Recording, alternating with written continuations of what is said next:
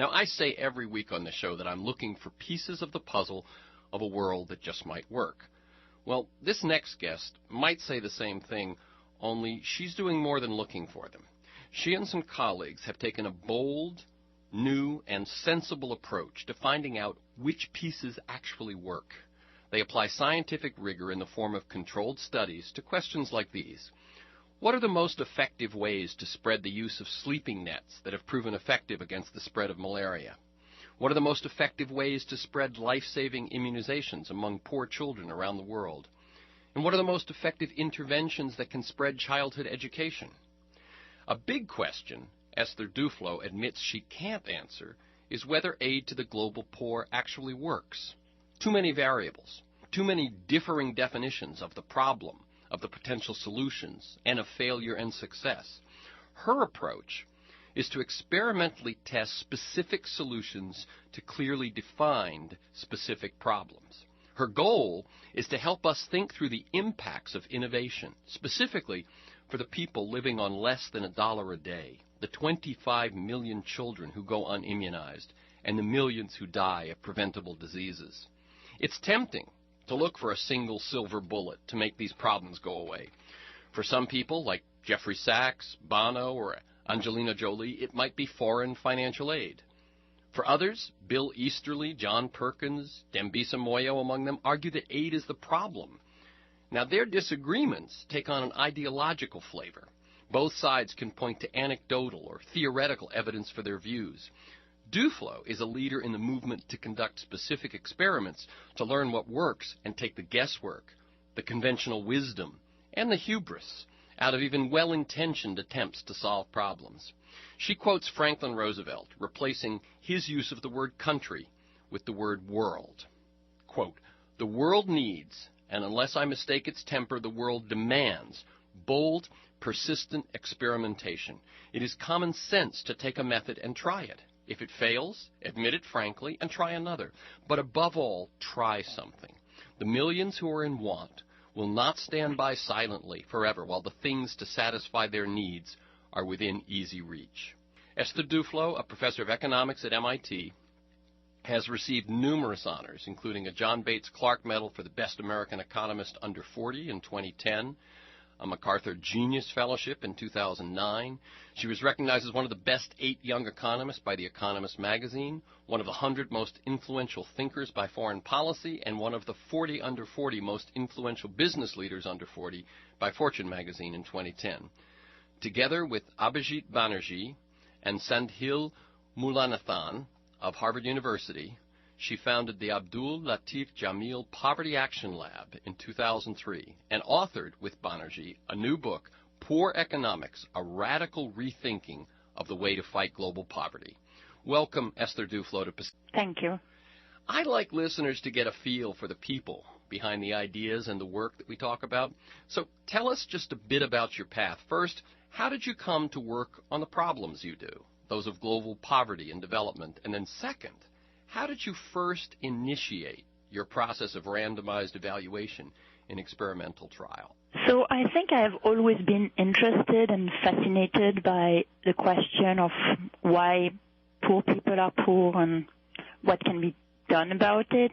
I think I cannot remember a time where this is not a question that was troubling me. I grew up as a middle-class child in a French suburb. My mother was a doctor, and she spent part of her life going around the world as part of work she did in an NGO. And when she came back, she would show us slideshows of our travels and what she had seen, and that always left in me this question of, how come I am born where I am and these other kids that could be me are born where they are, and left a sense of responsibility. What do I make of the fact that I was lucky enough to be born on this side of the pond and not the other side? Mm-hmm. So growing up, I always had this question, but I didn't really understand how to transform these questions into a possible career until much later, For some reason, I had decided I was going to be a historian, so I was studying history, and on the side trying to do this and that, volunteer in various NGOs or things like that, but it was not entirely satisfactory. And then at some point I discovered economics, and then I felt, maybe that's the way, because maybe that is going to give me the tools that are going to enable me to understand better why people are poor and what can be done about their problems, and therefore spend my whole career worrying about that instead of like my free time. Mm-hmm. So this is at this point when I realized that I decided to become an economist and to start training to become an economist first. So when I came to economics, I already came with this ambition of trying to work on this kind of questions. And then I came to MIT for my dissertation, and I met Abhijit Banerjee, who has been first my mentor and my advisor, and then my colleague, and then my partner in crime for pretty much everything I've done.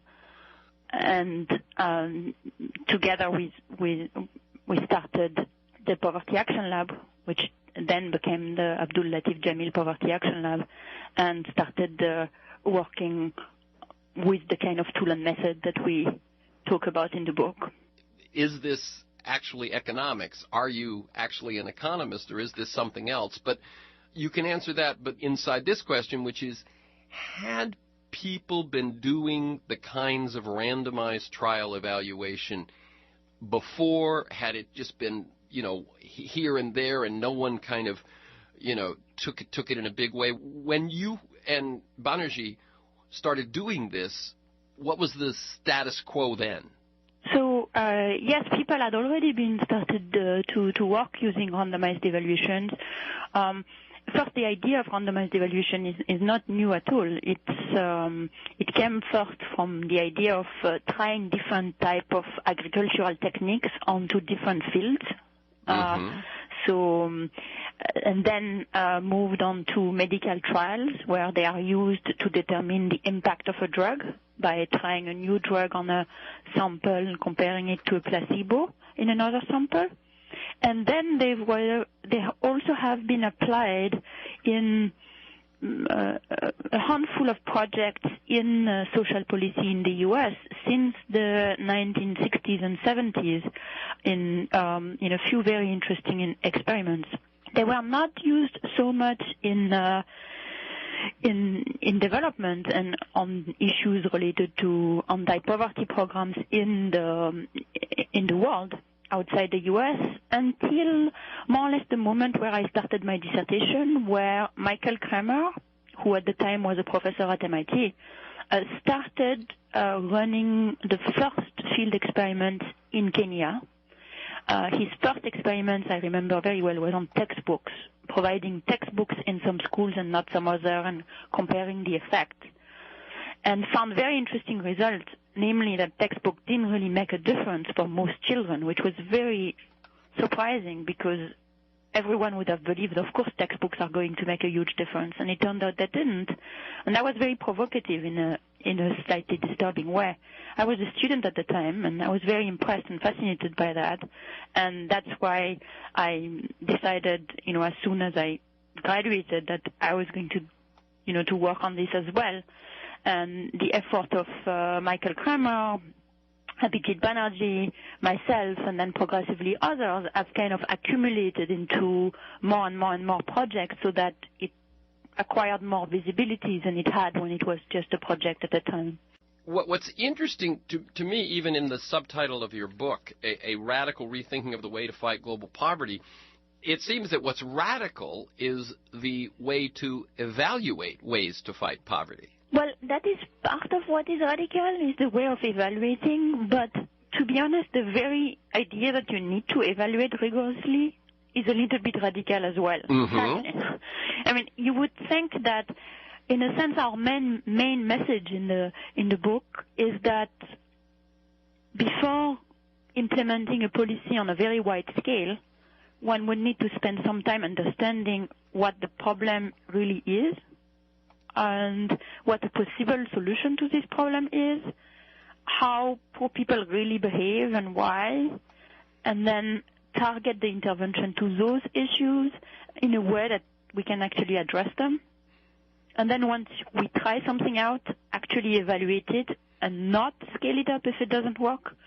You would think this comes out of a management textbook from the 1950s, but in fact, there are miles and miles and miles of difference between what is being done in the real world and these simple ideas that we have. That's why it's radical. Well, you know, radical in a sad way, in a way, because you would think, well, that's kind of common sense, so we should do that.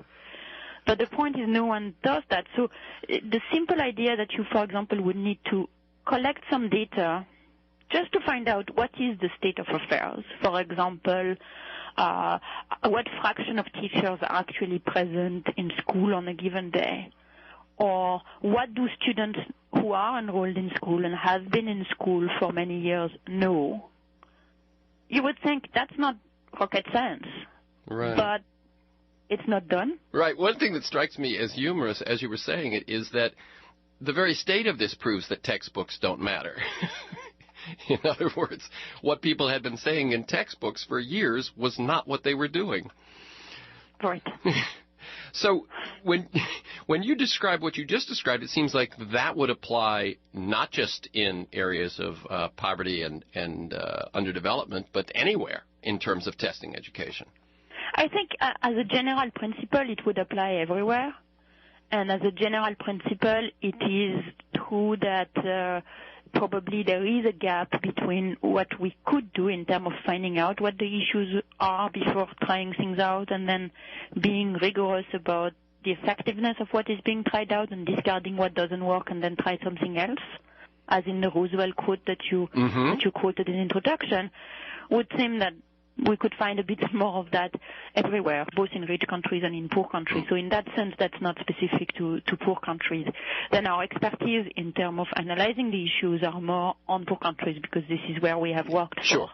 Now, by the way, was my description of the prevailing conversation around development and the alleviation of poverty and its conditions accurate? I mean, that basically there are schools of thought, neither side of which has bothered to run the kind of rigor that you have? Yes, unfortunately, it's largely accurate. At least the way I see it, it's largely people tend to be a bit ideological about the way they describe the poor. So the poor are too easily reduced as cartoon characters. Mm-hmm. And so whichever cartoon character depends on where people come from. Exactly. So you have the slothful poor of the Victorians, or you have the desperate poor of starving poor of the Live Aid concert, or you have the enterprising poor of the microcredit movement, and each of these is really too simple and not an accurate description. None of them are in isolation. Of course. And so I'm going to ask first one question about how the field has responded, and then what I really want you to do, as you did so wonderfully in the TED Talk, which I highly recommend to people, you go to the TED website and put in ESTHER DUFLO's name, and you can get her talk, in which you describe its application to the application of your method to malaria, to immunizations, and to, I think it's the relationship of deworming and education. So I want you to take us through those, because that's really where it becomes clear. But first, let me ask, what has been the response of the experts who have built careers on opinions that weren't buttressed by experiment? So I guess it has changed over the years. I think early on, both sides saw some truth in what we were saying, and therefore thought that we could possibly be enlisted on one side or the other. I see. Yes, of course. So there was a period of attempting to co-opt on both sides, and then perhaps as not only the two of us, but a much larger movement of development economists who are working in this kind of methods, we're happily growing in numbers and in the type of studies, and we're not really being co-opted by either side. Then more of a recognition that what this type of work was bringing might challenge those ideologies. So then a little bit more of challenge, saying, well, maybe you're not as rigorous as you think you are, or maybe you're not as virtuous as you think you are, depending which side things came from. I understand. Yes, you're not as impartial. I can imagine what happens. They begin to nitpick the method or the specific to undermine it. But now, if we could, this is I'm speaking with ESTHER DUFLO. She is a professor of economics at MIT, and we're talking about these radical ideas in her book with Abhijit Banerjee called Poor Economics, A Radical Rethinking of the Way to Fight Global Poverty, and the website that I highly recommend. It takes you through chapter by chapter. It offers supplementary materials. It asks questions. You could basically take a course in the work that ESTHER and Banerjee do by really using that website, pooreconomics.com. So take us through the three issues of malaria, immunizations, and deworming. So the malaria issue, it's actually coming out of work by your neighbor from LA, Pascaline Dupas, who teaches at UCLA, which is trying to answer a very important, seemingly very simple question, which is how should you price bed nets?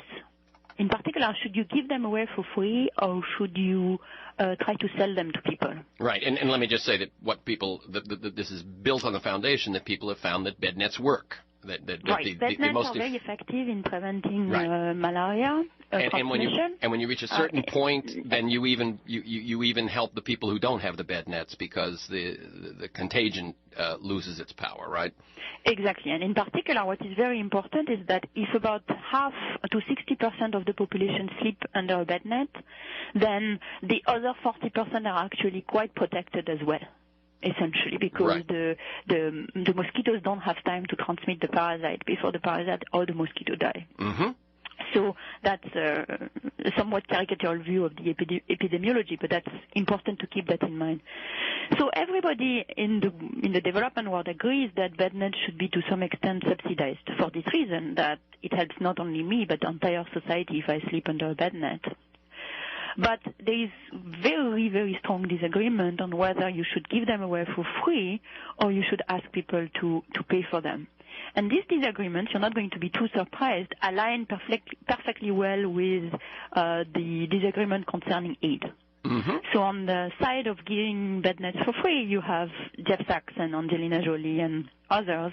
On the side of asking people to pay for bed net, you have people like Bill Easterly or Dambi Samoyo, etc. So the ideological struggles, we are finding them again on this specific example. But the argument is very specific. The argument for asking people to pay for bed net is that unless you pay for something, you don't really value it. For two reasons. Both because if you give bed nets away for free, people who don't particularly need one are still going to come and try to grab one, mm-hmm. because they might still use it as a wedding veil or something like that, a fishing net or something like that. So you're going to give nets to people who don't really need them. Secondly, there is this psychological effect that having paid for something makes you think that it has value. Mm-hmm. But if you got it for free, maybe you would think, well, it doesn't have value. So these are the arguments why you should ask people to pay. And on the other side, people are saying, no, this is not really there, that's not really a problem. And what is going on, in fact, when you ask people to pay for bed nets is that they can't afford them anymore. So fewer people have bed nets, and as a result, the epidemics continue to spread. Mm-hmm. So that's kind of where the debate was, and people were arguing one way and the other way. And what is striking is that even though people were arguing very fiercely on this is actually a question that you could answer by setting up the right experiment, which is exactly what Pascaline Dupas did. What she did is that she went through market centers in Kenya and made insecticide-treated bed nets available in pharmacies, and then gave people discount vouchers. And people randomly got either a discount voucher that entitled them for a free net, or a voucher that entitled them for some discount in the price, which could range from a 50% discount to a 60 or 70 or 80 or 90 or fully free. Mm-hmm. So now we can compare what people did depending on the discount they got. And the first finding is that the number of people who actually purchase the bed net is very, very sensitive to the price. When the bed net is free, everybody gets it. When people need to pay for it, the demand really falls very rapidly. So the fear of the Sachs camp that demand would just drop down to zero if you ask people to pay something for the net is actually real, is actually justified in the data. Mm-hmm. Now you need to check, well, but are people actually using the nets? So what she did is that she sent enumerators, field officers, to people's home for people who had bought a net, and then checked whether they could find the net hanging during unannounced visits. And she found that the usage rate of the net was quite high, that in more than 80% of the time she could see the net hanging. And moreover, she found that the fraction of households who had their nets visibly hanging had no relationship with the price they had paid. So people who didn't pay anything for the net were as likely to use it as people who had paid a significant amount of money. So on the other side, in this particular case, that fear that people were going to waste the net if you don't ask them to pay something for it turned out to be unfounded. Yes, I mean, I love it. It's sort of that hard-nosed parent kind of an attitude, you know. People have to pay for something to value it, and you can go years believing that that's the case until you actually test it. Now, you found a fascinating thing also, which was that if you then ask them to pay a small amount, someone who got it for free, right? Because the other piece of that philosophy is... The other worry is that, okay, fine, they are going to use it, but next time you ask them to buy another net or you ask them to buy something else, they are going to refuse to pay because they're too used to get things for free. And so what she did to test that is that 6 months later she came back and asked people whether they wanted a second net or a first net if they had not bought a second net, and at some half price, reduced price. And what she found there is that actually the people who had gotten the offer to get a net for free were more likely to buy the second net, even though they already had one. So she didn't find that people get used to handouts. She found that people get used to net, actually. Which I love. It's like so, I mean, that really says it right there. So that's just very clear. You give them, that's an experiment that just, I think, makes great sense and makes the whole nature of this work very sensible. The immunization example. So the immunization example is in a way a little bit related, which is why are people not immunizing their children? Why is it that you cited the number 25 million children every year go without the basic immunization? The drugs are available, the infrastructure is largely there, and yet people don't immunize their children. Part of the problem has to do that it's actually not that easy to immunize your children in a developing country like India, for example, where the health services are not always working very well, so there is a lot of that absenteeism. So you might bring your child to the health center, walk 2 kilometers, and no one is here.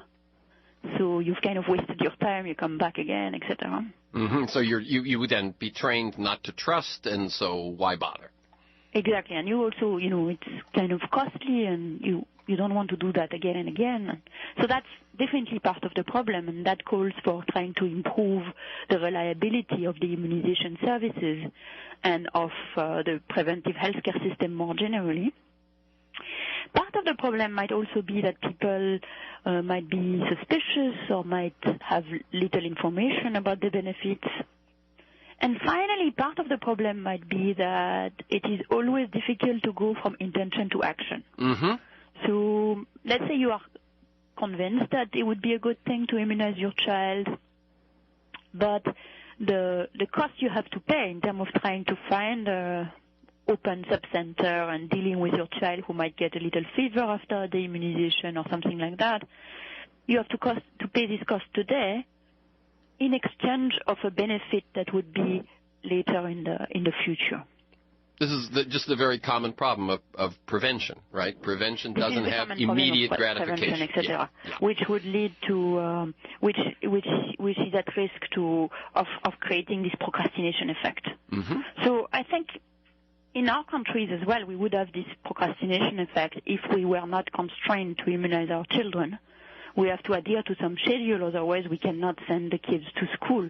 And we see procrastination rearing its ugly head whenever we stop being helped through right, that. Right. One of the things, in our countries, we immunize our children, but we don't exercise, we don't save for retirement, right, etc. Exactly. One of the things you point out is that some of these experts who sort of say, well, they should see the value and so on, and they shouldn't have to be bribed or incentivized, ignore what you just said, which is that we've got an enormous carrot stick here, that you don't get to go to school unless you're immunized, and sort of that they're blind to that, and they only see the other side.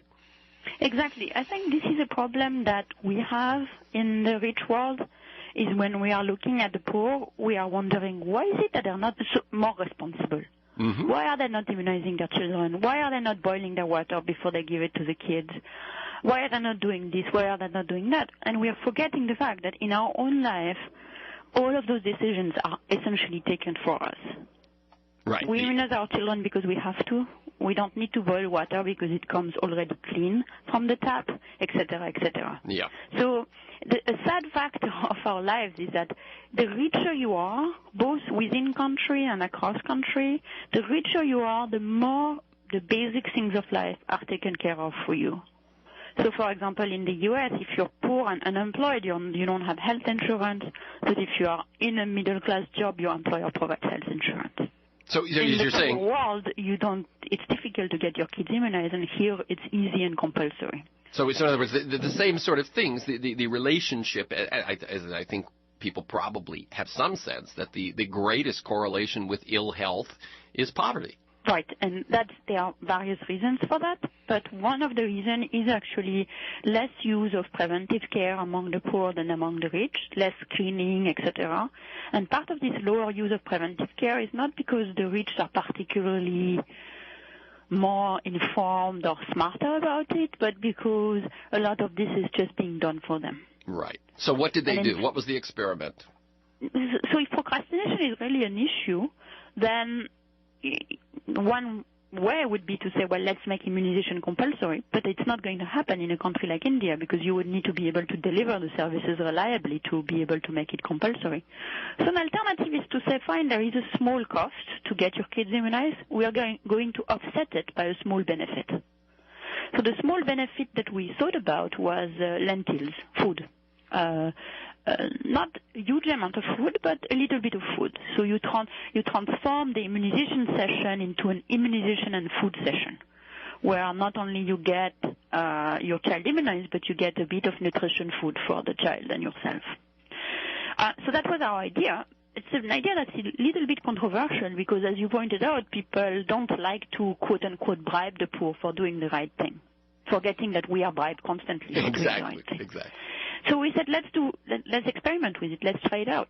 So we worked with a wonderful NGO, Seva Mandir, an NGO in Rajasthan in India, who is working in this one particularly poor district of Udaipur in Rajasthan with the tribal population, where the immunization rates were staggeringly low. When we did our first baseline survey, the immunization rate was less than 1% of children were getting the full 5 immunization that a child should get. So we decided, let's try and do something about it. So we took 60 villages that we randomly selected out of 120. And in those 60 villages, Seva Mandir put in place immunization camps every month. Very regularly, a nurse would pick up the drugs from the health center and bring them to the village and immunize whoever wanted to come.